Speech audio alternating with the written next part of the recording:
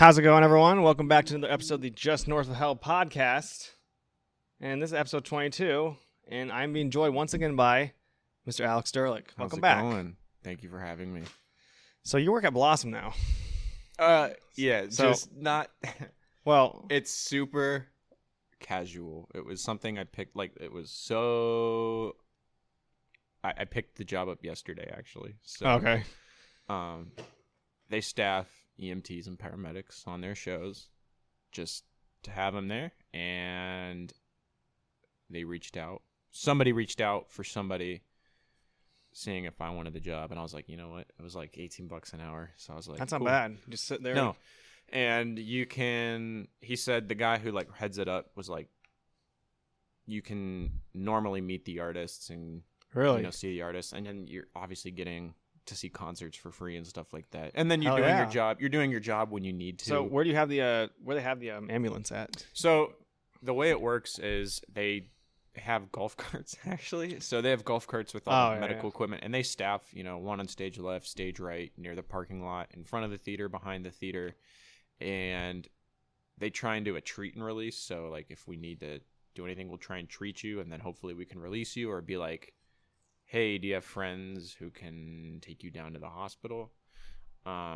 If not, we'll call Cuyahoga Falls Fire, and they'll come with their ambulance to come. Dang. So is that your first day there? No.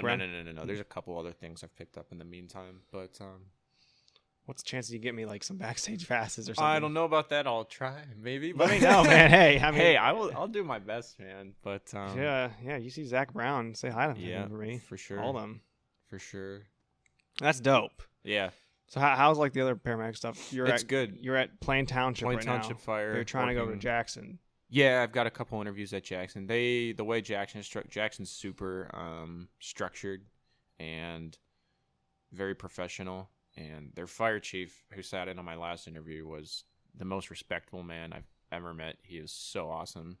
And basically, the first interview I had was an interview in front of their battalion chiefs and all of their captains. There was 10 people on that interview, and then me, and I was terrified. Yeah. And my second interview was in front of one of the city councilmen and the chief. Really laid back, really awesome interview. I enjoyed it. And is he an older guy or kind of Yeah, he's 40s, 50s, not super old, but he's very for being how young he is super educated and super into what he does. He's dedicated his life to fire. And I have to get another interview that it's in front of the board of trustees, Jackson Township Board of Trustees, and then they have to go from there, and then it'll get hired on part-time. And he said he wants to hire part-time to hire full-time, but Plain Township reached out to me where I'm currently at, asking if I wanted a full-time job. Well, seeing if I was still interested in a full-time job. It's not a promise. Well, how many hours are you doing for part-time? I'm not sure. It's different. Part-time is 39. 39 hours a week, oh, yeah. Plus a 4-hour training, and then How's it paying you there? Plain Township's paying me $18 an hour as a medic. 18. I just picked up another job, another one. So we got Blossom, Plain Township. Yeah, Blossom will be just so I send the guy a text. I'm like, hey, I'll work this show for you, and he's like, okay, cool, we'll see you up here. It's 8, maybe a little more than 8 hours at a time. It's just an extra way to extra cash. Extra money. I just picked up another job at a Cleveland Clinic-based ambulance company for $26 an hour. Holy shit. Part-time. Just doing, it's not a fire job, but it's doing an EMS job. So I'll be taking care of really, really critical patients, transporting them between hospitals and things. Patients on ventilators, on 9 IV drips, cardiac monitoring, things like that. That really need ALS intervention.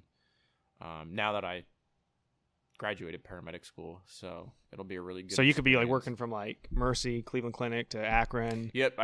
If they need someone, Mercy's or we'll say Stowe ER. Somebody comes into Stowe ER, a trauma, a really bad trauma, and they need transferred, to Akron General. Or, another Cleveland Clinic-based facility. Well, they'll call us to come get them, and there'll be a paramedic on board if it's bad enough, and, paramedics obviously give advanced life support, provide advanced life support. So we'll go get them and then transport them because they'll need, interventions en route and advanced life support. Is there like a certain distance? Like, I mean, like, how much coverage is this? Are you like working? Cleveland Clinic-based facilities. Anywhere. How many Cleveland clinics are probably in Ohio? There's a lot. There's a lot. And a lot of them are like freestanding ERs. Like they're just small. Like they're not level 1 trauma. They're level 3 trauma centers, which just handle very basic, Yeah. They don't have surgery there. They don't have, other things. They have to go to a place that has that. So you could be like, let's say hypothetically, there's I don't know, let's say there's a Cleveland Clinic ER down in Worcester. Yep. You got to pick someone up down there, take them all up to Cleveland. Yeah. Damn. Yep. You think they'll just like life flight them from there? They do that too, but they don't have 12 helicopters. True. And 12 airplanes. So, and if they're a lot of the times those helicopters for Cleveland Clinic, the ones they do have, are taking really sick patients. Yeah. Like, there's doctors on board of those helicopters. Normally, those helicopters, they're first off, they own the Sikorsky helicopters, Cleveland Clinic, and they staff like a doctor on board, 2 nurses, 2 paramedics. So it's kind of like a little respiratory it's a little ER room in that helicopter. Yeah, it's not an ER, it's an ICU on those helicopters is what it is. Plus, Damn. They're huge, and they're for extremely sick patients. Not saying that, if they can go by ground, they'll do it by ground. Yeah, but if they really need to. Yeah, and I mean, even Worcester to Cleveland, lights and sirens, it's going to take, It's about an hour. Yeah, it's 10-minute drive. It's going to be a long drive, but you just have to do it. You got to do it. Yeah, it's so it's not, you're not doing what I do at Plain, and you're, running primary 911 and going and running and gunning and doing accidents and shotgun suicides and things like that. But you think one day you'd ever get into the flight? Yeah, I want to get my critical care. I'd like to get my critical care. You have to be a critical care paramedic, so basically above, it's like a couple steps above what I am now. You can get CCP, which is critical care paramedic, and FPC, which is flight paramedic certification. Mm-hmm. And basically what that does is, on top of the skills you have currently as a paramedic, you're going to learn to run ventilators, all kinds of, more drugs, huge, tons of drugs, any drug. You're going to learn to run, balloon pumps, things that, different machines people are on, or different machines that are keeping people alive. Have they showed you how to use ventilators yet? Yeah. So, okay, you know how to do that. Yeah, that was very glossed over in paramedic school, because where I work, we really don't use ventilators. If you're going to work in someone like, I don't know, in the boondocks where your nearest hospital is 30 minutes away, or a private ambulance company where you're doing a transport across Ohio, that's they have more use for ventilators than we do at Plain Township, where we're 10 minutes from Mercy and Altman. We can just manually do it. Yeah. And if you're lights and sirens, that trip gets even shorter. So. Yeah, dang.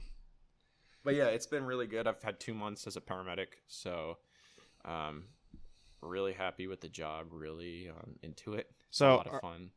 You're going back to school in the fall, right? Yeah, I'll finish my degree. I have 2 more classes to take toward an associate's, and then I'll get into my bachelor's. So what will your associates be technically called? Just like so my associate's is emergency medical technology.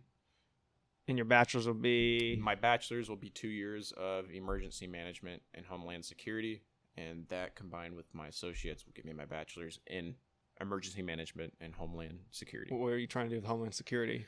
That's or is that something that's really broad? Like if I wanted to go work for FEMA, I could. FEMA's part of the Department of Homeland Security. Yeah. Oh, okay. If I wanted to be like an incident commander on, like a hurricane or. Yeah, we'll use Florida for the collapse in Florida. They deployed Ohio Task Force 1 out there. So guys from Ohio were going to, which is another thing I'd like to be a part of. But if I get a job as like, an administrator role, but like still hands on. Yeah, you're like part of the incident command staff, if that makes Yeah, sense. you And might I think go out. The words incident command like speaks for itself. Your incident command. You're like So your command on scene. You'll you be are the like, one calling they're at the the scene. or- All right, put this here. Exactly. Get the trucks here. And right away, like you wouldn't be just thrown into that position. That's a really experienced. No, you gotta guy like in know. that It's like position. it's strategy. But yeah, there's branches. I mean, you should see the flow charts of the branches they have of staff that go off of that. Shit. So there's like the incident command, but there's like the cabinet almost. Yeah. Damn.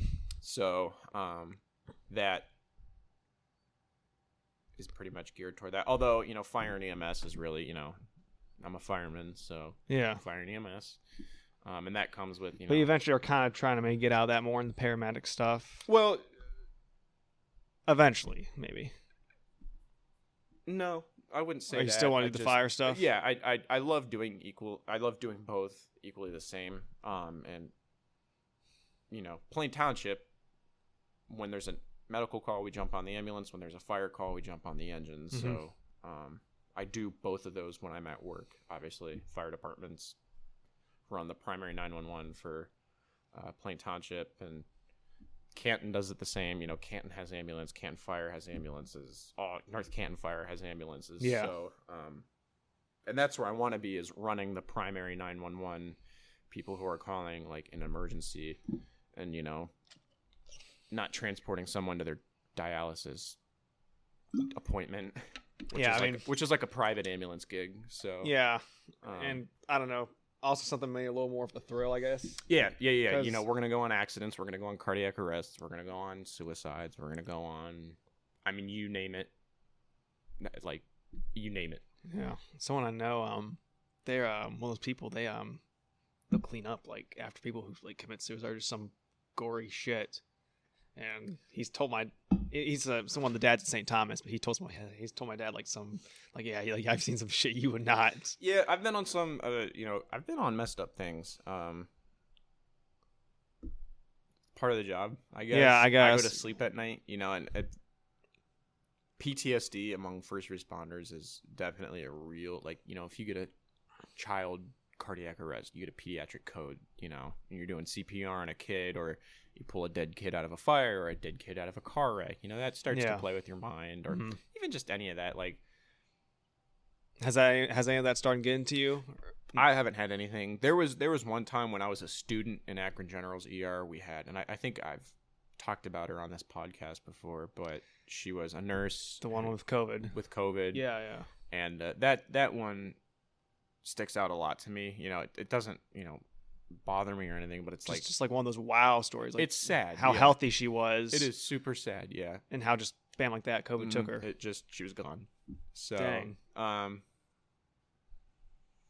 And people are like, oh, like, have you seen anything bad and stuff? And it's like, well, I classify bad as like two different categories. Like, I've been on hangings and I've been on people who overdose with their kids in the car, like, kind of bad. Like, it's that's common here in Ohio. You're fucked for that. Like, Yeah. you are the scum of earth for that. Yeah. In fact, it was her grandparents. Grandma overdosed with her granddaughter in the car. I was like, you're... Kid's probably crying, screwing in the back. No She clue. wasn't. No, she just... They're just probably used looked to at it. us when I walked up, and I was like, oh my God. Where was this at? This was in the drive-thru of a McDonald's on Cleveland Avenue. Oh my God. I was a paramedic student riding with Canton Fire, and we get there, and Grandma was overdosed at the wheel, and She blew? well, oh yeah, she was blue, Yeah. cyanotic. I mean, and we hit her with Narcan. She didn't wake up, so we pulled her out of the car, hit her with more Narcan. Still didn't wake up. So she had a pulse too, by the way, and we knew it was an overdose. Yeah. It just was like, how much Narcan at this point do we need to give? Because we're finding in EMS that we're needing to give more and more and more Narcan because the strength of these drugs and the stuff they're laced with. So we ended up giving her like 6 milligrams of Narcan when it really only should have been 2 milligrams. Damn. And she finally woke up. And every overdose, everybody who goes on overdoses, when they wake up, I didn't take anything. I smoked some cigarettes. Yeah. It was weed. I got a It little was- lightheaded, it was- passed out. It was an energy drink, and it's like, well, I got fucking news, but Narcan works on one thing, so you obviously woke up. Plus, to they it. probably got a shit ton of needles just sitting in like the the side of their people who overdose, car they're door. like, I didn't overdose, and you're like, so what's the needle in your arm still sitting there? Like, yeah. I didn't do that. That's nothing. It's vitamin B12. It's like, it just makes you so angry and so and there have been times on overdoses where like I genuinely just freak out, like flip out on the patient, like because I'm just so mad, Just so tired of the shit. and so tired of the bullshit that they, you just go back and forth. I didn't take anything. It's like, dude, you You took just- some, like, I'm not stupid. You we just like shot him a it's cow like- tranquilizer. Yeah, it's like, if you don't want to tell us, then the hospital is going to draw your blood, and they're going to be able to tell you exactly what you took and exactly how much of it you took. Yeah. And normally that gets them. I snorted heroin. I did. Narcan works only on opioids. So opioids only present like that in an overdose. Respiratory depression, pinpoint pupils, unconscious, snoring, or not breathing at all. You hit them with Narcan and they wake up. Jeez. So Then that's an ejection, right? we can give it. You can actually give it 3 ways. You can give it through the nose, which is the easiest because when they're not breathing, you need to get them breathing. So we'll give it through the nose, like if we first get there, and then you can give it through an IV. You can give it through their IV, or you can give it like a shot, like a flu shot, intramuscular. You can give it like that.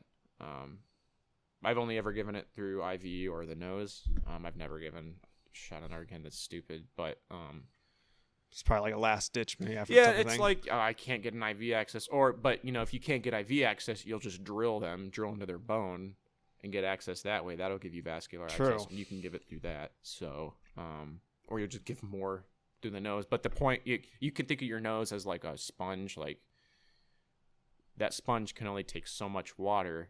Your mucous membranes in your nose are the same way. You can only put so much liquid in there before it's just it's exactly like a sponge. The sponge is at its max. I keep trying to add water. There's not so. Yeah. The thing that sucks with giving Narcan through an IV too is when you give somebody Narcan and they wake up, immediate withdrawal. They go into immediate withdrawal. So when they wake up, they either wake up, they're swinging, or they're violent, or they're I want to fucking kill you, or things like that, and then they puke. It never fails. They puke. So every time you're giving it to like an IV, you're like, and then you get back. Yeah. You're like, it's gonna happen. They're gonna puke, and Damn. So, but shit. the drug works, man. We go through a lot of it. Oh yeah. I mean, that's some scary shit to probably see. I mean, it's scary, but like when you go on so many, you're like, bro. Yeah. At first, it's probably like, shit. Yeah, I remember my first real good overdose, and I don't remember being scared. I was like, I'm this gung ho paramedic. I was like, shook. oh yeah, like let's do this. Let's be fucking paramedics. So Yeah. Now it's just like, all right, hold still. Yeah. So Yes, ma'am, you overdosed. Yeah, you overdosed, and your kid was in the back of the car. Thank God you weren't in the middle of an intersection and rolled your car and killed your granddaughter. But I digress. So damn. Yeah, and you probably have seen that, or probably eventually will. What's that? Something like they overdose right in the middle of a freeway, and yeah. But I mean, I've been on. You're kind of bound to see anything when you're out there. Yeah, I mean, you have to realize, like, when you get into healthcare, especially if you're going to be an ER nurse, a paramedic, an EMT, whatever. You're signing up to see shit. You are signing up to see some really horrible things, and especially if you're like home health or paramedics, you got to go into these people's houses, and some of the houses, like, unimaginable. It is like unimaginable. Like, it just is so filthy, disgusting, bug ridden. Like, it just happened the other day. Like, we went for a fall. She fell. She didn't need to go to the hospital, but she called us to come help her back up, and we did. But like, as we're leaving, we were walking her out to her living room. My partner was like looking in the bathroom, and he just turns around and looks at me. I mean, there were just fucking tons of bed bugs just crawling around. You probably, you're probably like after like freaking like taking your clothes off and and I mean, it's like out. You go COVID to a healthcare professional, and they're like, and you go bed bugs to a healthcare professional, and they're like, okay, Yeah, I know. you got me. Like, Nobody wants to mess with that. So especially if you didn't, we didn't have anything, but we checked. But if we go to the hospital, drop a patient off, the hospital makes us strip everything, even if it's our uniform, you know, $110 uniform shirt in the trash, pants in the trash, boots in the trash, gone, incinerated, and then we have to go. They give us scrubs to wear back. You have extra uniforms at the station. Yeah. But you have to decon the entire back of the truck, everything. So we try and make it as easy as possible. And it's if somebody's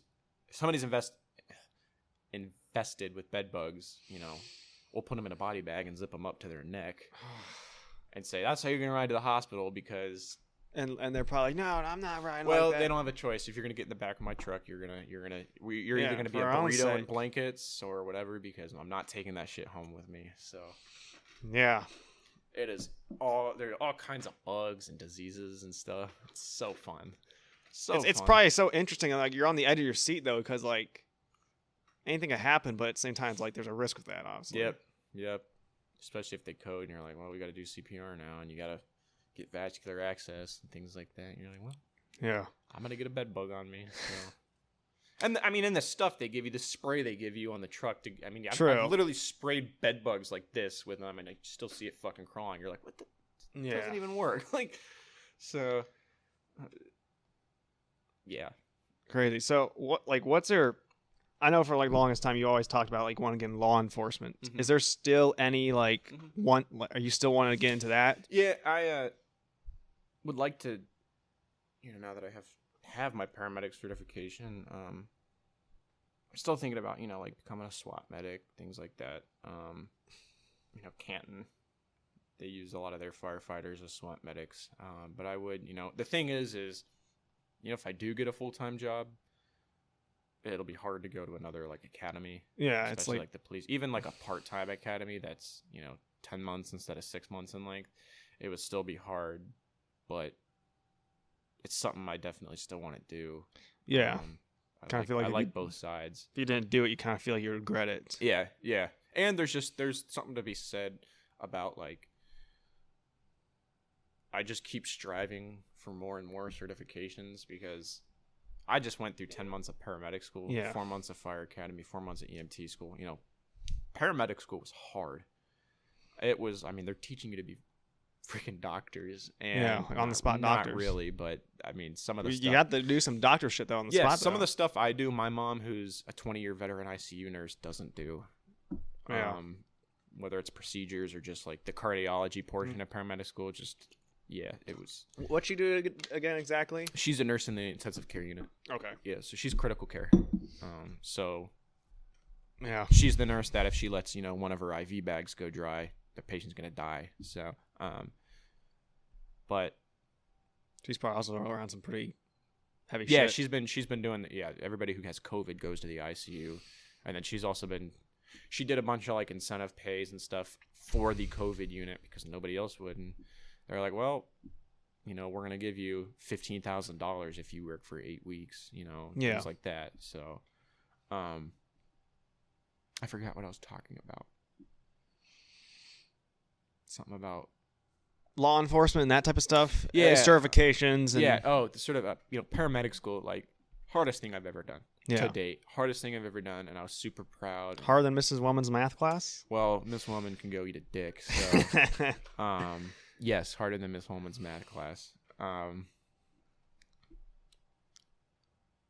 You just have this, like, you just want to keep, like, you're so successful with these things. You're like, I want to do another one because why not? Like, why not? It gives you the confidence boost that you could do more. Or a challenge. Yeah, you're like, if you can get through paramedic school, if I can get through 10 months of paramedic school, I can do a 6 months police academy or, you know, whatever that is. Like, you know, super, and especially Akron General. Akron General, in my opinion, is the best. And they're in the top 5 in the state. I think they're the number 1 paramedic school in the state of Ohio. Really? And that just makes it that much harder. But, yeah, I just. Is it probably just because like they're such a long-lasting place and they're kind of close to the school? Well, it's just the way it's run. It's the way they teach you to be paramedics. Like, there's times where, you know, there's doctors that I question, and I'm like, you maybe drop off a patient, and the doctor's like, why'd you do this? And you're like, well, I did this because X, Y, and Z. And they're like, that doesn't, and you're like, well, maybe if Oh yeah, I hear that. you hand them an EKG, you're like, yeah, this patient's having a freaking heart attack, and they're like, nah, it's just, Well, I hear stuff about you're those. you're like, no. Like, I hear plenty about those Cleveland Clinic doctors. Some of them are really on their high horse. well, okay. Cleveland Clinic doctors, I feel, are outstanding, especially their emergency doctors. There have been a few Cleveland Clinic doctors where I'm like,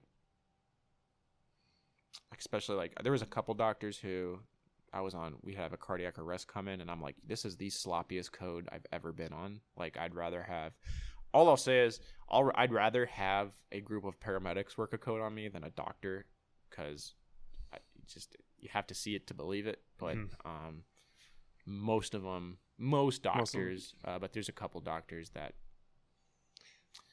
they question you, and then you're like, well, dumbass. They just think they're kind of right about a lot of things. Yeah. I hear a lot They about have, that, but MD or DO after their name, and yeah, but at the same time, these doctors are really good. yeah. Like I mean, they have they obviously got through med school. I mean, Yeah. whether however that was, but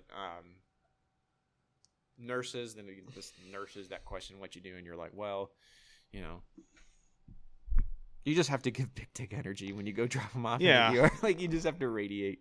Like, listen, this is why I saw this. What's happening? You handle the rest, but I'm telling you what happened. I'll get them. I got them stabilized. Gave them this drug because of this. I called a trauma alert, a STEMI alert, stroke alert, because that's what I think was going on. Yeah. If you want to be mad about that, you can be mad about that. I'm gonna go back to the station and eat ice cream and sit in a fucking recliner. So, Yeah. and you can deal with that train wreck. So, Yeah. all kinds of fun. So, Yeah, really. So, something's making me think. What do you think of the Cleveland Clinic buying up all these hospitals? Like, Mercy, Akron General. good for them. You think it's good? I love the Cleveland Clinic. I went to school through the Cleveland Clinic, so I'm super biased.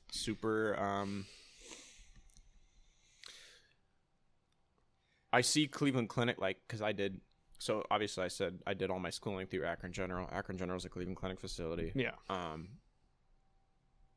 Did all my time in their ER when I did my ER rotations. And I see other ERs that I've been to, and nothing compares to a Cleveland Clinic. Yeah. Like even when it's busy, and when an ER is busy, it is fucking busy. Like, there is just no time to sit. Mm-hmm.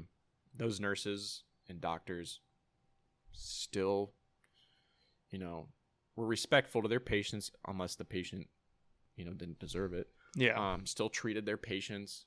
They maintained a level of care that was above the bar, above the standard, and versus other ERs I've been to. It was really awesome because it helped me get skills. It helped me learn as a paramedic student, and it just, a lot of the doctors were so, like, there was one in particular I remember. He was awesome. Dr. Griffin, he was a resident at Akron General. So into getting, especially paramedic students, he would, call you by name. Hey, Alex, come in here. Let's do this. You want to see this? Let me help you. Hey, Alex, come help me with this intubation. Hey, Alex, come help me with this, wound, whatever it was. Yeah, actually care about teaching the students and getting them prepped. Awesome. Like, yeah. I ate that shit up because that's all I wanted was just someone, they say in paramedic school, they're like, latch on to somebody and follow them around, and it was like, they're gonna show you around and stuff. I didn't have that. Like, that is such bullshit. Like, half of those nurses don't want you there. They're students annoy them and stuff. So I would just do laps around the ER, go to all the nurses stations. Hey, what do you need? Hey, what do you need? Hey, what do you need? Doctors. Hey, what do you need? Hey, what do you need? You were there to learn. Do anything. If you're not like trying to help, you lose out yourself. And they picked up on that stuff too. Like, there were students that the nurses would talk shit to me about that were in my class, and I'm like, yeah, like, so if you just worked, you did, because you had to have 20 IVs every phase. You had to have 25 med pushes. You had to have all different kinds of assessments of different, assessment of an overdose, a stroke assessment, a trauma assessment, a pediatric trauma assessment. all these kinds of assessments. You had to intubate so many times. You had to, I don't know, anything. So you had to actively seek the stuff out. You had to bag somebody so many times. If you were on their good side, there would be nurses that would walk across the ER to come find you. Hey, you want to come start this IV? You want to come push this med in my room? Things like that. And I was very lucky because if you keep your mouth shut, work hard, that's what happens. Yeah. And even if the nurses were like, fuck, there's a student here today, great. In that ER, they could use all the help they needed. And I was more than happy. If you wanted me to wipe somebody's butt, I'd have done it because I was just like, Experience is experience. Experience is experience, but it's also going to show that, you're willing to help. I'm willing to help, and please, because like there was a couple times, like, because if you didn't get your skills by the end of the phase, there were 4 phases, but like if you were 1 IV short, you went on clinical probation, and you had to get that 1 IV before you could start your next phase as clinicals. Damn. And if you went on clinical probation again, you were out of the program. So that was what was another difficult thing about the program, especially Akron General, is they hold you to a standard, and that standard is very clear. And what became mentally exhausting by the time I got to the end of the paramedic school was constantly thinking in the back of my mind, there were so many things that would get you dismissed from that program. So many things. And that was always lurking, and you're like, what am I going to do today to get me kicked out if it was a bad grade? Like what not to do. Yeah, things like that. And I'm glad I don't have to deal with that anymore. Yeah, you're clear. It was very much definitely, it wasn't EMT school. EMT, you're a basic life support provider. You go to 150 hours of school, and then they're like, here's a certification if you can pass the test. Paramedic school, you can kill somebody quick. Yeah. Because now you have access to all kinds of procedures. You're intubating people, you're doing surgical crikes on people, you can IVs, all different kinds of cardiac monitoring, defibrillations, pacing, 12, anything. And then drugs. Drugs is the one thing that, will kill you if you give the wrong dosage or the wrong drug. Yeah. So you had to be on your shit. You had to be, they would weed you out if you didn't want to be there. And they did. They were, we started with 26 people and I think ended with like 19. So, jeez. Yeah, the tests were long. The tests were hard. The tests were, our drug tests, they gave us a stack of 43 drugs. And that's not even the amount of drugs that is in the scope of being a paramedic, but they were the drugs that were like, you would probably use these the most. You're probably going to use these the most. And it was just a fact sheet of anything you could think on that drug, just a drug fact sheet. And they would blank out certain parts on the test, and you had to memorize. Learn that entire sheet, and you would have to write out by hand each thing that's missing. And they just slowly added. So they did like respiratory medications, and then your next test would be respiratory medications plus cardiac medications, and then your next test would be, respiratory medications, cardiac medications, and antipsychotic drugs. They would just keep adding until you did the entire test, all 43 drugs written out by hand. Shit. Is that like one paper, or could it be like multiple papers about each drug? It's multiple. You just keep flipping through, and writing. Damn. And, I don't know of any other program other than Akron General that does that. And I can tell you, I know my drugs and I know my dosages. Like John Hopkins or I don't know. I don't know if they offer a paramedic school. I don't know. I know paramedic schools are all over, but because isn't the Cleveland Clinic, John Hopkins, and another place are like the top ones. Yeah. Yep. In the U.S. Yep. John Hopkins and I was looking at this the other day. It's another one that's named after someone. I'm gonna look this up. I think it's in Pennsylvania. Top hospitals in the U.S. Can I type?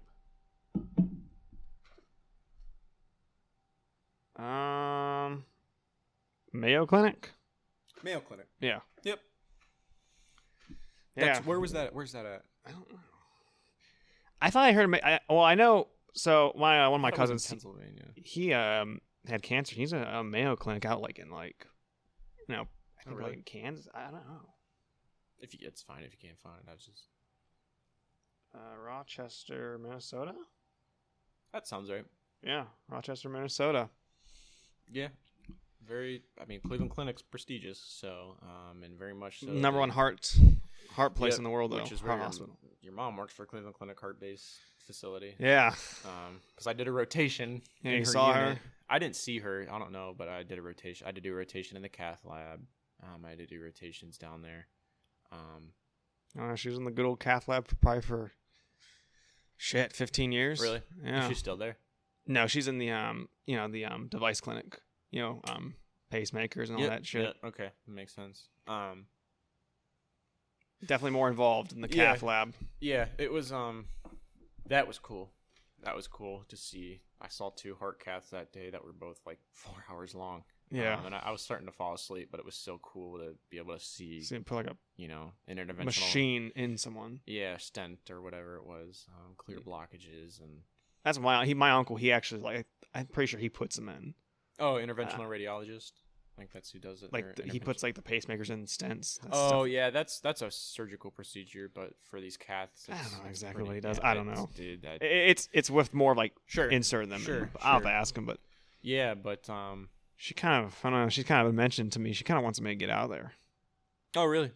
She's always kind of wanted me to get more into like the more like educate side of it. Like yeah. I think she wants me like she would have to go back to school, get like a teaching degree, but she said she would like to teach like at university, just like medical school shit.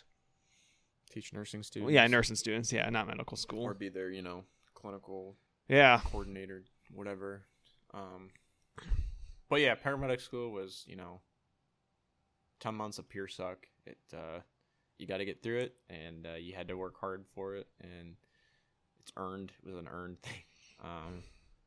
And then on the complete opposite side, you have the fire side of things, which is just fun. So I guess where are you at right now? I mean, do you have a rank? I guess with it right now, or like I don't know, because I know they have like ranks, like sergeant. I'm a firefighter paramedic.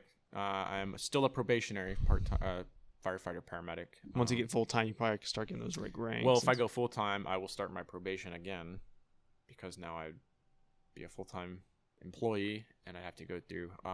The thing with fire is, I am as new as it gets as far as being a firefighter. There are guys on our department who know what the heck they're doing. The grizzled veterans. Yeah, been doing it for like 20 years. And they've seen some stuff and been around the block. Definitely very much more, you're the new guy, so shut your fucking mouth and listen. And you're going to train. What's like the most extreme thing you've done so far as like a firefighter? The first structure fire I fought was like my 3rd day at work, and I feel like I make this sound more crazier than it actually was, but it was still like, oh shit. It was a garage fire behind a house. We have 4 fire stations. It was in Stations 2 district. Mm-hmm. I was at Station 1 that day, so I rode in on the ladder truck. And when we get there, it was a barn, and they had it knocked down. Good knockdown on it. Engine 2 did. Where is this barn at? It was a garage. Okay, because there's a big fire up in Hartville, up Market, Greentown.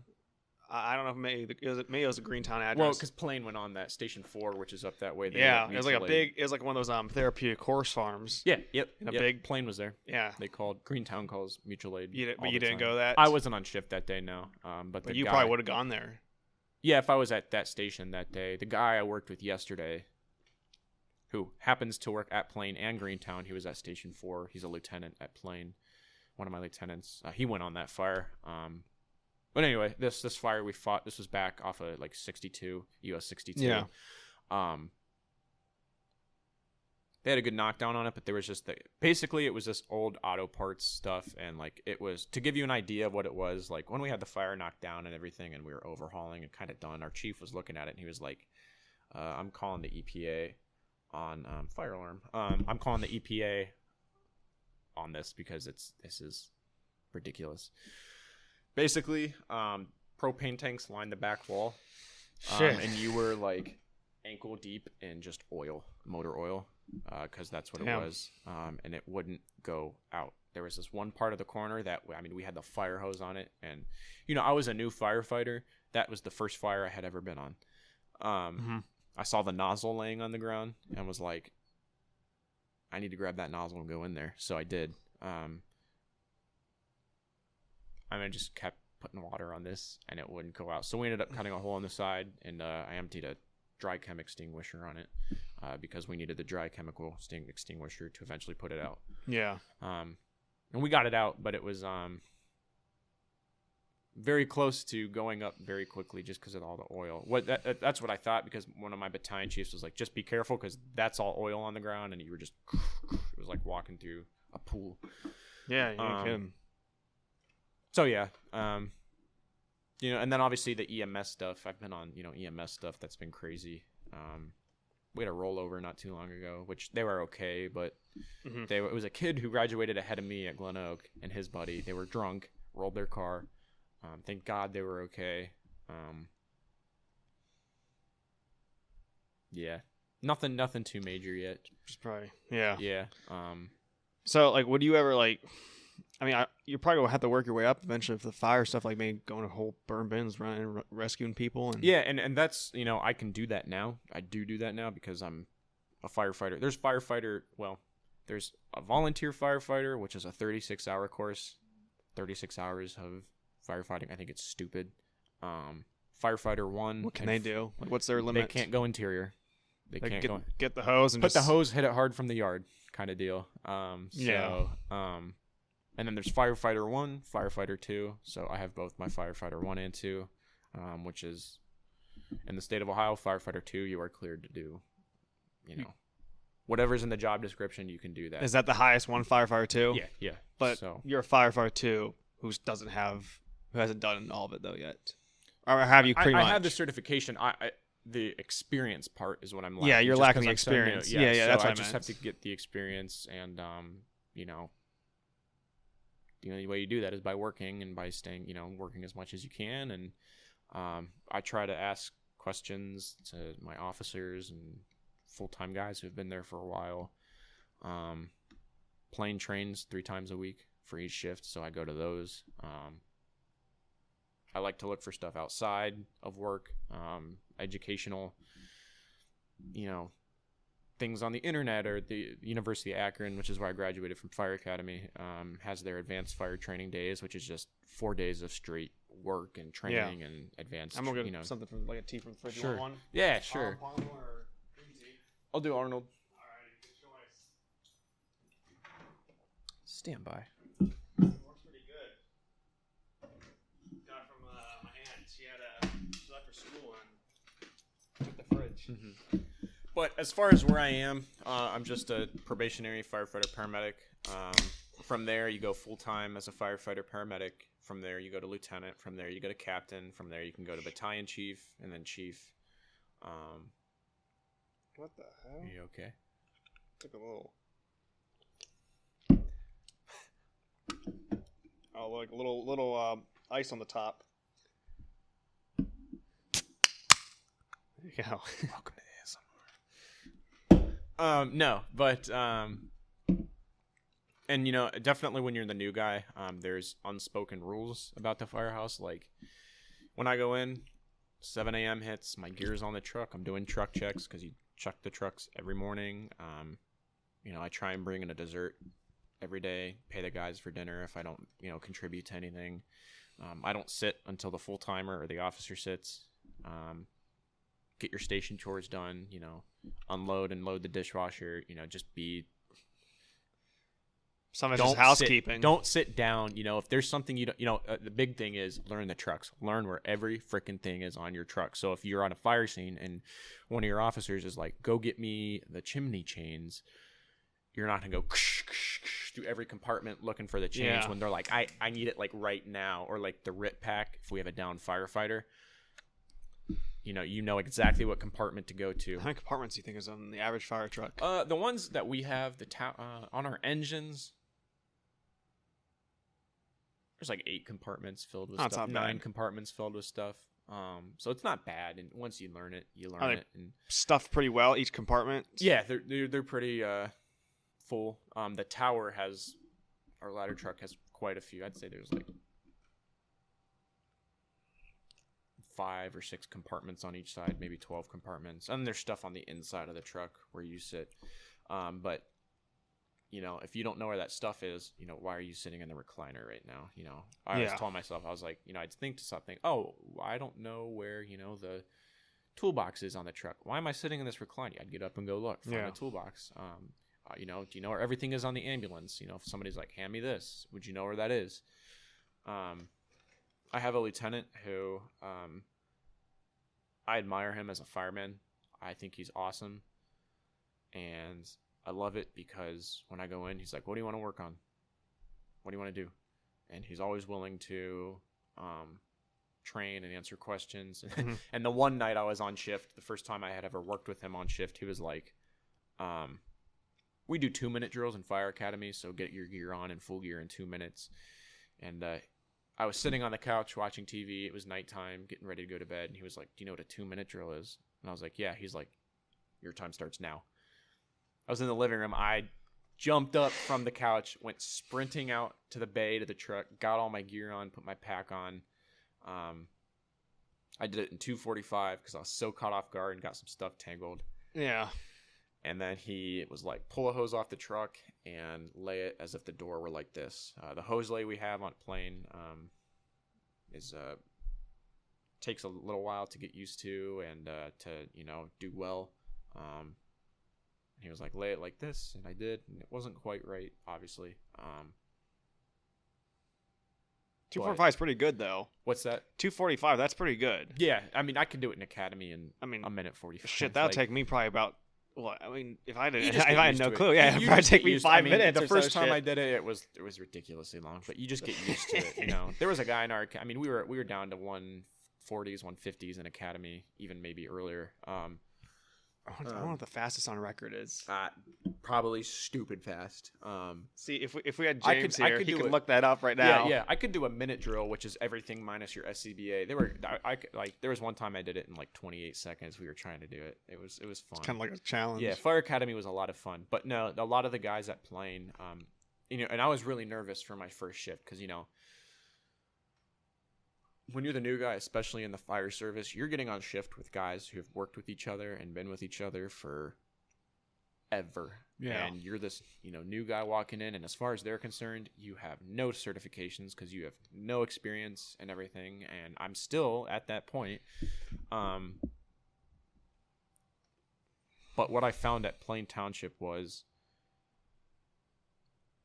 they, you know, and you need to show some interest. You need to reach out to people if you need if you have questions and stuff. But there were a lot of guys at Plain who were like, "Hey, do you want to go through this?" Or I'm going to take it. And I loved that because I was under the assumption when I went into Plain, they were going to be like, not even talk to me, you know, kind of deal. Like you're so low on the totem pole. And you know, Are you a little worried that Jackson might not have that? no. You know, if any, what I would assume, if anybody's smart enough, and they see someone who, you know, definitely shows interest, which I do. I'm super into this job and I take it extremely seriously. If I'm going to be the person who's going to be, you taking know, interest in on a fire with them and they go down, you know, I'm going to be responsible. So, you know, if I was a captain and I had this new part-time, you know, firefighter come up to me and go, "Hey, can we do this?" Absolutely. Because if it's going to mean, you know, you only get better. And I think a lot of the guys, in fact, all of the guys at Plain mean well and mean, you know, they very much mean business, those guys. Man, they fuck when it comes to fires. They are really awesome firemen. What's like the reason you want to go? Like, what's one of the big reasons or couple? You know, what's some of the reasons why you want to go Jackson? Maybe besides maybe a little bit more money. Jackson was just another foot in the door, another job, another way to make money, another possible full-time job. You know, 2 fire jobs is better than 1 fire job, especially if you're looking to get experience, obviously. So, because you're limited as a Oh, part-time. so you'd still work at Plain in Jackson. So you just have okay. Yep, and the cool thing about Jackson too is they have a part-timer that comes in at 7 and a part-timer that comes in at 9 a.m. And the reason why they have a part-timer that comes in at 9 a.m. is because normally you work most places I know of, their fire shifts work 7 a.m. to 7 a.m. So if you had a second fire job, if shift starts at 7 a.m., but you don't get off till 7 a.m. at your next shift, so they'd have one at 9 a.m. so you can get off shift, go home, eat something, and then go. It's not common for firefighters to work 48, even 72 hours in a row. Because obviously we work 24-hour shifts. We eat, sleep, and, do stuff at the fire station. There's kitchens, there's living rooms, there's bunk rooms.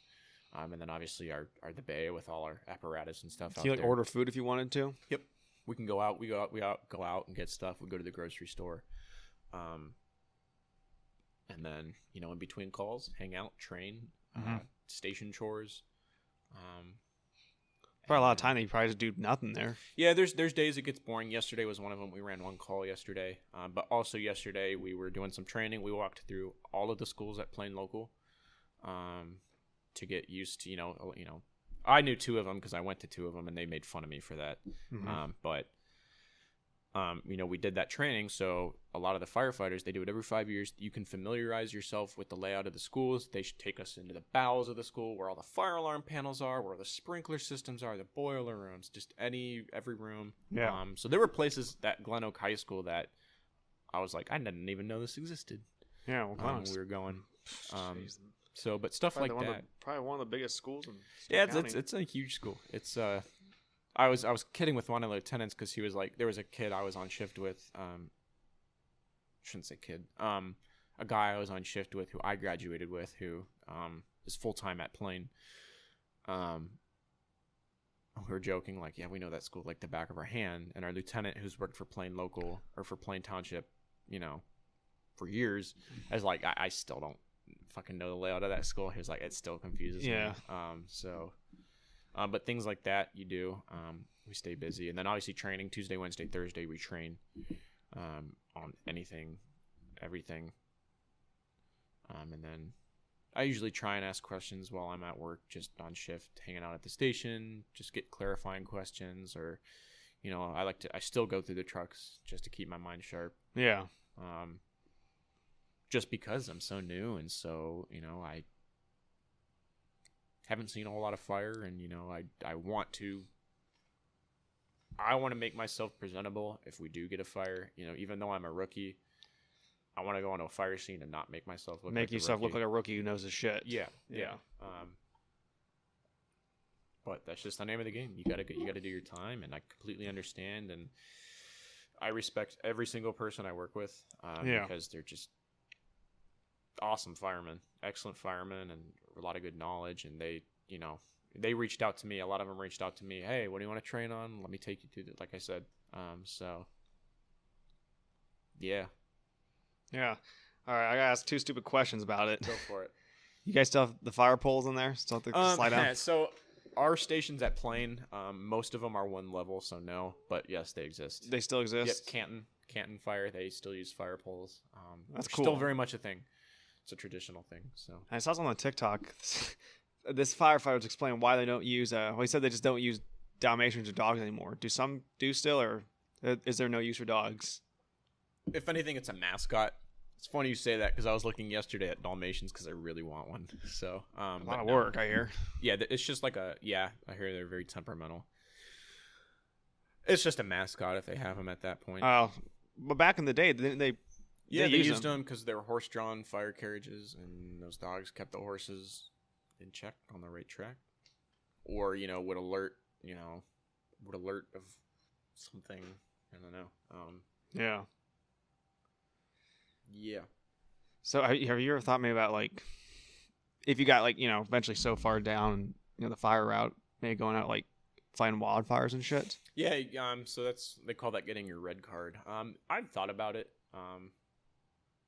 Talk about an ass-kicking job. I mean, you got to do some work. Yeah. I used to not find that appealing. I was like, I don't want anything to do with fighting wildfires. I don't want to do that. I don't want anything to do with it. I just didn't want to do it. I mean, really, that's a true wildfire. I mean, I know it's... The more and more I went on, I was like, okay, I could see myself doing it. I could see myself getting my, wildland firefighting certification and going and doing that. The thing is you deploy to those things. So, if you had a full-time job and a family, you'd have to go do that. And then me, of course, everything I do to the max. So there's basically like 2 types of crews. You have like hotshot crews. They're called Hotshots. And man, Plain Township is busy. Hotshot crews and I forget what they call the other crew, but the hotshot crews basically like face the fire front directly, and the other crews kind of hang back and make sure it's. And then you have smoke jumpers who jump out of airplanes into the fires. So, holy shit! Yeah, that's a real thing. They have all their gear, they wear it on them, and they jump out of airplanes, parachute into the fire, and do that. So like what like you parachute in the fire, but like what do you have to like fight it? So wildland firefighting is all about controlled burns and creating fire lines. So let's say there's a fire, this wall is fire. You'll dig a trench. So you'll have tools, picks. Oh, so these guys are like... Yeah, so you'll make a fire, a fire line is what they call it. So the fire can't get, or, if this is just dead, dry grass, you'll take a little, you ever seen what people use to like smoke bees? Like it looks like a little... those like those smoke guns. Yeah. It's essentially that, but it's got like fire in it, and you just go around and you just burn it out. You just burn it so the fire has nothing to burn. You burn it out. How deep are those like trenches they have to make? Those they're not very long. I mean, th're no wider than this table. They're not very deep, but it's enough to just keep the fire. A foot deep. Yeah, it's just enough to keep the fire from. You'd have to make a pretty long ass trench though. Yep, and that's why it's so hard. That's why firefighting. How many people probably drop? You might have a 12-man crew. That'd be pretty effective. To cover 8 miles or. I'm sure those are the guys. I am not really well educated in wildland firefighting. I know a little bit about it, but you are working and you're up for 18 hours at a time. Yeah, I didn't even know that existed. Yeah, not people jumping out of planes and fire. Oh yeah. It's a ass kicking job. Badass though, and it's a huge camaraderie and huge. They're very close. Those wildland crews. I don't know if you're familiar with the Granite Mountain Hotshots. Wasn't there a movie about that? Only the Brave. Yes. Yep, that's a real story. So that was about those guys who jump out the planes. They weren't just smoke jumpers. So they Can we pause it? They need to? Yeah, sure. If you want to. Oh yeah, we'll be back. You've been listening to the Just North of Hell podcast. We'll be right back after this break. Please sponsor us. All right, we're back at the short break.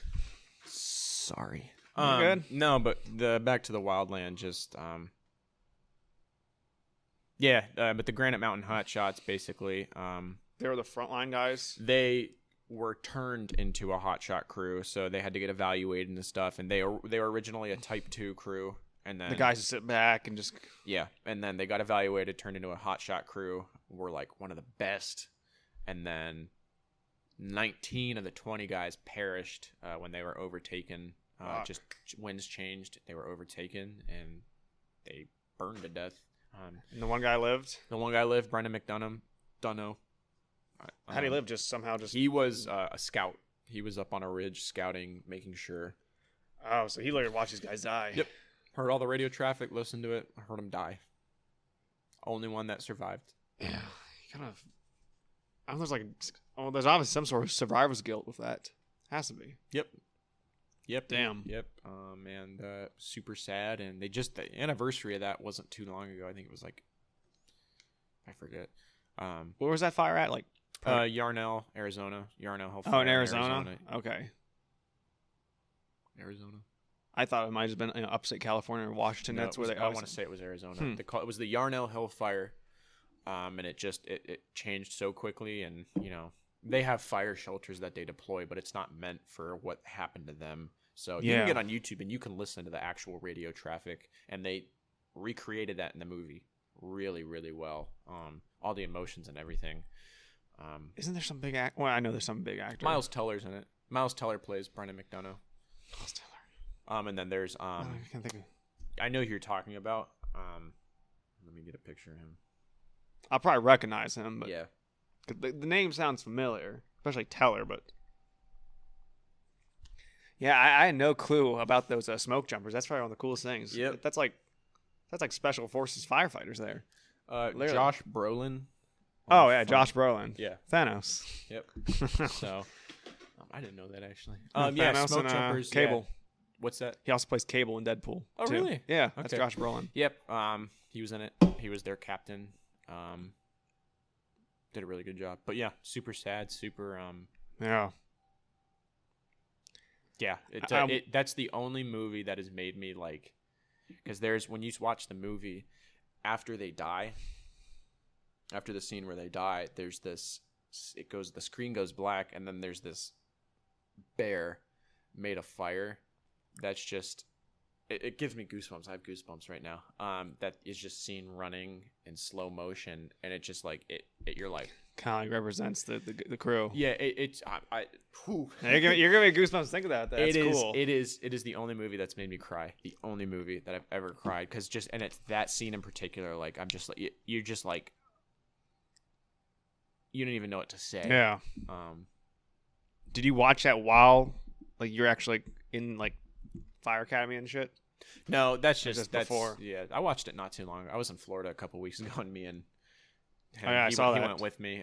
We watched it, showed him for the first time, but I've seen it before I was ever a firefighter. That probably hit him harder though, especially being a firefighter. Mm-hmm. Yeah, it definitely makes you, a lot of Shit, guys that could in be this me line one of day. work. Yeah, there's a lot of guys that came before me in this line of work that they, ultimate sacrifice. They, whether it was to save somebody, yeah, definitely they gave everything. You should pull up that scene, and watch it. No, I'll look it up tonight. Yeah, but yeah, I think people just don't really sometimes give firefighters the credit they deserve. and it's not like we're out there seeking credit because a No. lot of guys are like Just doing it's it. just a job. It's my Yeah. job. But I mean, when you have somebody die or get seriously injured, you're like, you can't, to have a human being do that. You just can't thank somebody enough for that. And those hotshot guys were just trying to protect people, and they very well knew that this job could kill me, and it did. So Damn. and that goes for anybody. I haven't been to that point, in anything where I've, felt,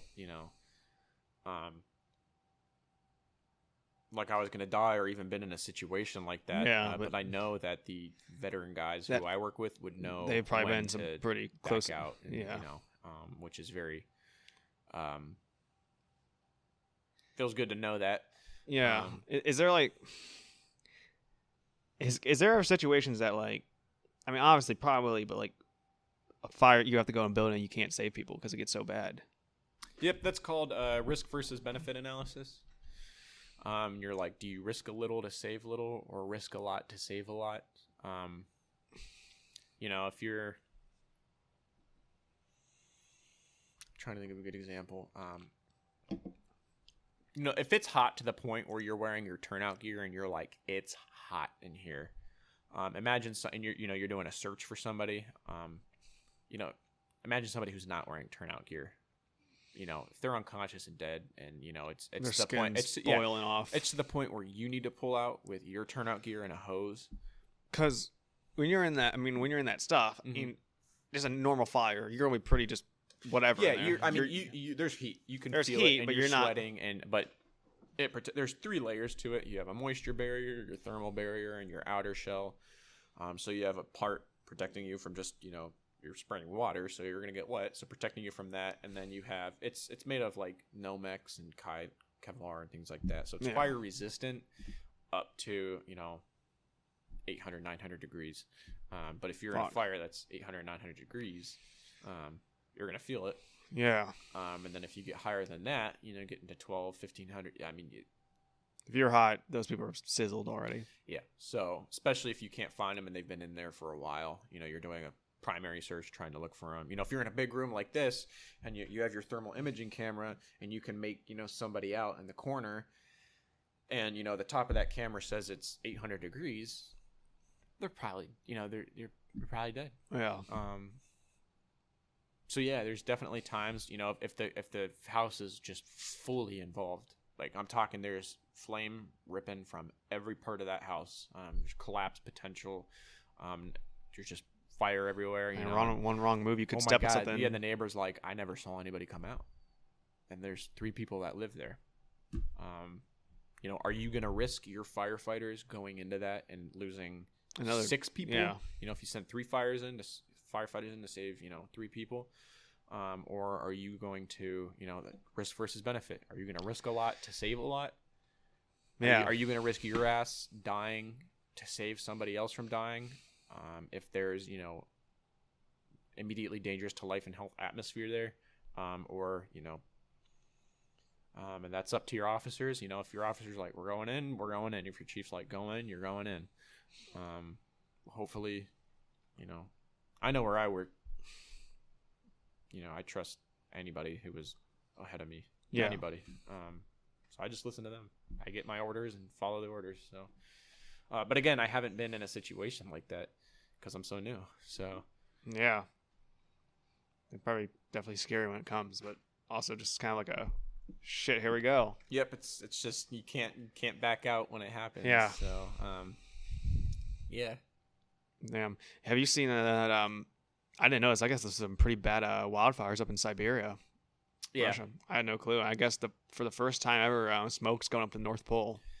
Yep, bad wildfires out there, and then in was it Canada? Was Canada having bad ones? I don't know. There was one a couple weeks ago where I walked outside in Canton, Ohio, and it was smoky, and I was like, "Am I seeing that, or am I?" And I learned to find out it was from, Out west. yes, from up north, Yeah. Canada. Okay. But then there was earlier this summer, or it might have been last summer, where you could look up in the sky and you could look directly at the sun because it was so no, because I remember, it was smoke. It was hazy. Yeah. I remember I was like You walked could out look work one directly day and at just I'm like, is this the humidity? Or I'm like, I don't know what the hell Yeah. this is. No, it just yeah, haze and smog. wildfires are no joke. Yeah, I remember I was looking at the sun like I'm just like, wow, this is amazing. Mm-hmm. Look at the fun, like Yeah, ball of fire. yeah, man, it's cool. I wonder how Russian fire departments are compared to ours. I bet you not as good. I mean, they don't have to deal with that shit though, like us. I don't feel. They do. It's hard to speak for, I'm sure Russia does a lot of things different than us, has a lot of different equipment, training, so you can't knock them and be like, well, they're not as good as us. Who knows? I don't really, I don't know. Yeah, I don't know how they do I think things. just because the climate, Russia, it's generally a cold area. Yeah. Like it's probably definitely more of a rare Yeah, thing. I would assume they, can get the job done and have the equipment to get the job done. Yeah. So, I've seen like Tokyo Fire Department. I've seen them. They have good videos. In Tokyo, you will let one building go, you might as well lose the whole city. Yeah, really. all the high-rise buildings and stuff like that. Have you seen all those pictures of like Tokyo, like up in the air? Just the whole city, just covering the whole entire landscape. Yeah, man, it is. They probably stay busy at that fire department. Oh so. God, yeah. Probably a lot of bullshit, probably too, though. And that's with anywhere you go. Yeah. Like what a lot of people don't realize is 80% of our job at the fire department is EMS. 90% of the job is emergency medical services. 10% of the job is firefighting because, anymore, just because, and this is a good thing, with fire prevention and things like that, things just don't burn like they used to, or catch fire like they used to. So, we're going to run more EMS calls than we do fire calls in our career and do more, emergency medical stuff. But we train like we do for when the time does come. Yeah, you gotta be ready. Yeah. Because it still happened. It's still possible. So. But then you go to cities like Akron, Columbus, those big, they burn every single day. Yeah. Every day they have a fire. A lot of those buildings, like the cities like Akron, Cleveland, they're not built as safe. They're a lot of dilapidated stuff. The thing though is the older homes, they call them the legacy homes, burn a lot slower than the modern homes we have today. Really? Yeah, you get a modern home that catches fire, man, it is gonna burn and then you get these like old legacy homes. You know, like furniture like this. You get this if you light this on fire versus the one I have in my kitchen right now. The one in the kitchen, boom, it's just gonna go up, and this is gonna take a little longer to burn. So Yeah, those legacy homes, they can burn and burn and burn and burn and burn and burn and burn, and then eventually it'll go. And then these modern homes, yeah, it's like those cabins out west, like those that wood's so thick and like tempered in a certain way. Yep, and the stuff they burn. use, the chemicals that are in, True. Yeah, so Well, that make you think though, like the new stuff today, it should not burn as easy because the chemicals. You would think that, but a lot of the times, everybody wants cheaper. Yeah, the pure. I'm not gonna knock them, but I don't know if you're familiar with the Ryan Homes. Ryan Homes building, like just Ryan Homes. Ryan Homes. Oh, Ryan Homes, yeah. I think I said like Ryan. they just build. Yeah. I've heard that those houses, cheap homes. Cheap, like it's like they look nice, but like they're just not as structurally sound and stuff like that, and they'll just ignite and burn straight to the ground in a matter of minutes. So Market that that intersection of Market and Apple Grove. Yep. That new neighborhood going up there. Yeah. God. Yep. That's going up so fast. Yeah, if I'm correct, that should be Plain Township. That's our district. It's part of Apple Grove. Some more cheap homes. You might be going there a lot. Like east of Apple Grove. That's Plain Township. We had a fire there. Plain Township had a fire there a couple years ago on Thanksgiving. They had a good one. I heard. Off of Apple Grove. Huh. Bad turkey. Yeah. I mean, and all those driveways are long, so. Yeah. They had the way they had to stretch the hose and stuff. Yeah. Shit. But that comes with experience. That's an experience thing. Like, I'd get there and be like, and you get a, veteran captain who's like, all right, get this, and go. Yeah. So, yeah. That new neighborhood, it reminds me of the, I think it's a scene in, I don't know, it may be Back to Future 1, when Marty goes back in time, sees his neighborhood just starting. Reminds me of that. Yep. Yeah. That's nuts. Yeah, it's I just do my job. I just work here, kind of deal. So yeah. Gosh, something else to say. Something about the homes and made me think of something. But I was going to ask anyways. With you, being a paramedic and shit, have you been seeing anything different with all these new variants of COVID? Kind of just the same shit. The one thing I have been seeing is, what I can say is my last COVID patient I ever saw on the ambulance was back in December, and then obviously the hospital and stuff because of paramedic school. The last one I saw in the ambulance was December. I haven't seen one since. But I've noticed today when I get my alerts on my phone of calls we go on, I look at the dispatch notes. I've seen three COVID patients who had not. So I'm seeing a rise. That's kind of starting to come back. Yeah, because I know Ohio's a rather pretty vaccinated state. Yeah. I got vaccinated back in December. Yeah. I got mine back June. Yeah. I mean, do I think winter's going to be a shit show? Probably. But that's how flu season is, though. Yeah. I don't want, I'm kind of, I don't know if ashamed is the right word. Just ashamed at the fact how people handle this. Yeah. People, it's political, which sucks. They make it political, which sucks. And this virus is killing people and still is killing people and has killed a lot of people.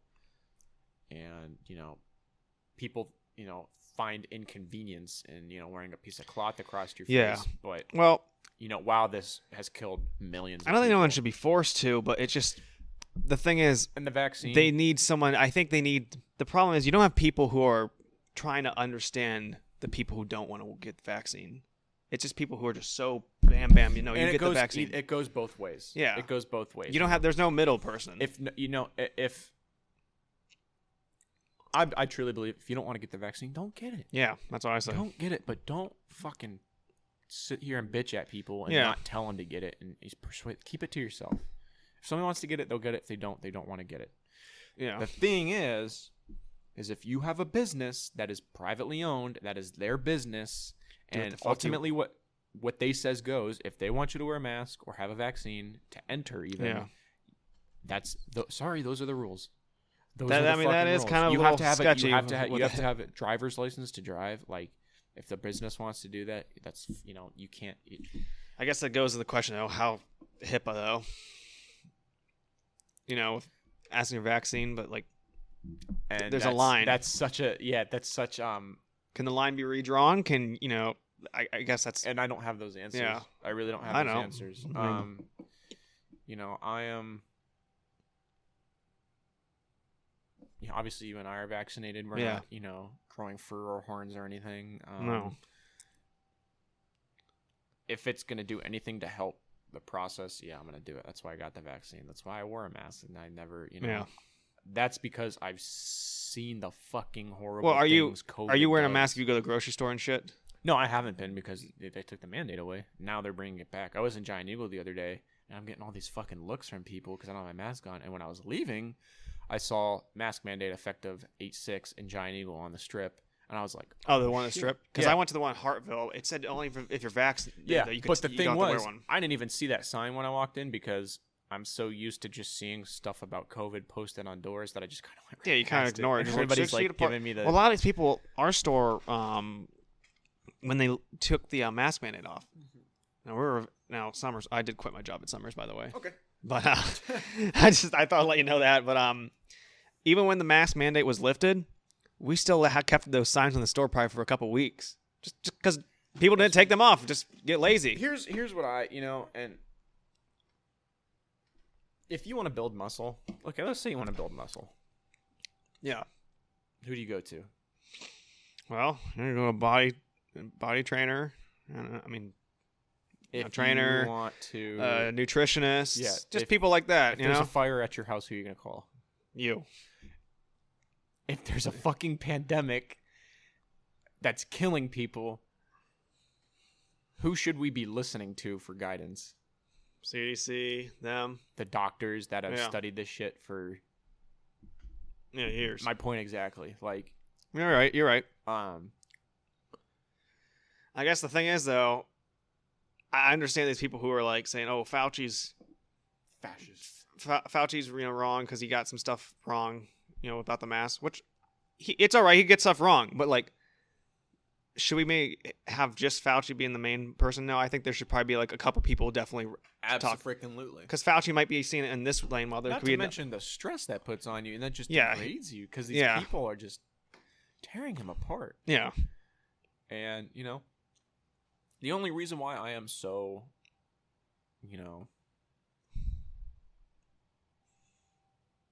is because I've seen COVID literally take people's lives. I've seen it firsthand, and it's fucking scary. It's scary.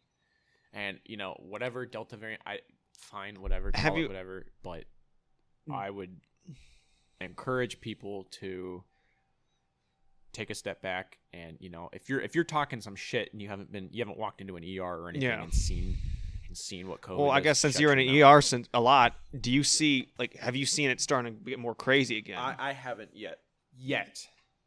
Now, the thing is everybody who has a temperature now is like, well, you've got COVID. You can have the flu. But we're treating it like COVID, so they go into isolation. So, like, what you're seeing, may be deceiving you, because if it has a sign on the door that says, do not enter without, droplet precautions, it could just be the flu or just, something viral, and not COVID. But that's why you test and get blood work and whatever. So that's where the numbers get skewed. Obviously, it's not going to be mixed perfect. up. Yeah, because the flu and the COVID. I mean, they're very similar. COVID is a little worse. Well, yeah, COVID is. I would say a little. It can be a little worse. Can be not as bad as the flu. Yeah. Can be 10 times worse. Coronavirus just basically means, because it's the ball with the spikes on it. And the spikes connect to your cells to let you in, and the then antigens. they put the DNA into your cells to create more of these. Yeah, when I'll say this: before I got the vaccine, I literally probably researched 10 hours worth of shit about. I had to relearn the whole process of mRNA. Yep. I just wanted to make sure if it's safe. I believe it, but it's safe. It's very safe, and for me, it's really hard to explain. I know how it works. It's super hard to explain. With a normal vaccine, they're injecting the the dead the literal dead like cell into you. Dead or half dead. Yeah, and your body comes strolling along. It's like, you're not supposed to be here, and works on that. The mRNA vaccine puts the DNA into your cells. It's a much better process, I think. Yeah, puts that DNA of the coronavirus into your cells to replicate what the coronavirus is in your body. So your body, it's basically like a kind of like a with the normal vaccine, your body, you're putting in it's like a drill. Yeah, you're putting in the wanted posters right into the body. Yeah. That are like, that is, you put the, you can imagine as like a wanted poster. You're putting the wanted poster right into the body with the regular vaccine. With the mRNA vaccine, your body is creating the wanted poster that is essentially a false version of that. It's really hard for me. It's kind of hard. It's hard to make an acronym for it. Yeah, but it's not an acronym, super, but like a metaphor for it. Yeah, it's super. As with anything, there's going to be complications. Yeah. To this day, there's complications with the flu vaccine. There's complications with your hepatitis vaccine. And people who get the flu vaccine still get the flu. Yeah. People who get the hepatitis vaccine still get hepatitis. That's the thing it's really pissed me off about. A lot of these people are like, oh my God, you can still get COVID with the COVID vaccine. It's like, you can. Like, you get flu. You still get, a lot of these probably shots you get for sexual diseases, you can still get those STDs. It's not like you're not invincible. Yep. But your chances go down low. Yeah. Pfizer has been FDA approved now, by the way. Oh, it has? Yeah. What did I get? I got Moderna. I got Moderna too, and I would trust both of them. Pfizer's been FDA approved, and I can understand. They've been around longer. If you don't want to get the vaccine because back when it wasn't FDA approved, we came up with these vaccines like that. I trust the vaccine. I mean, obviously, I'm not. Yeah. Well, Moderna, they've been around since 2010, but they've been specializing in mRNA research. Yeah. And so, I fully believe that. And again, I say, if there's anything that's going to make the spread of this, go away or slow down, I'm gonna get the vaccine. I'm gonna wear a mask. I'm gonna trust the experts. Especially like I've said 15 times already when I've seen it firsthand. So, yeah. The thing is, when you see experts, also other experts who are very qualified go against the other mainstream experts, and that's when it starts getting gray. And that's always going to be a thing. Yeah, it's always going to be. So it's like who you trust, and I guess it's up to you. It's completely up to you. I think we should not tear each other apart for having our opinions. No, and that's what makes me so ashamed. Yeah. Is you would think in a pandemic that will, there's potential that you will lose your life. People would get some common sense. But no, the way this has been handled is absolutely fucking ridiculous. Yeah. I mean, I remember. I don't knock people for not wanting to get the vaccine, not wanting to get a mask. I don't knock people for that. If you don't believe in COVID, fine. Like, I don't care. I don't know if you generally don't believe in COVID. I personally don't understand that. If you don't want to get the vaccine, you don't have to get the vaccine. I'm not going to treat you any less of a person. No, you shouldn't. For not wanting to take it serious. My personal beliefs are to take it seriously. Yeah. So at the same time, do what the hell you want. Same time, do what the hell you want. But we'll eventually find out who was right and who was wrong. I don't know. Oh well. I remember back in, probably when this first started, back probably through, well, honestly, probably up to June. It seemed like it was kind of almost like a coming together moment in the U.S. And then but then it started getting a little. Fauci, I think he got the thing about the mask wrong because he's like, oh, you don't have to wear a mask, but then he's like, oh, you do have to wear that, and really set a fire. And then, George Floyd thing that's a whole other beast in its own right, but that's just when everyone did. That's when I think shit went truly batshit crazy. Yeah, that was. I hope none of that ever happens again. Man. I'll be sitting in the corner and keep my mouth shut. Yeah, so. It's a crazy world we live in. For sure. Well, I don't know. I kind of feel that's pretty good for today. Yeah. Well, it's great to have you back on. I think it was a pretty good one. Yeah.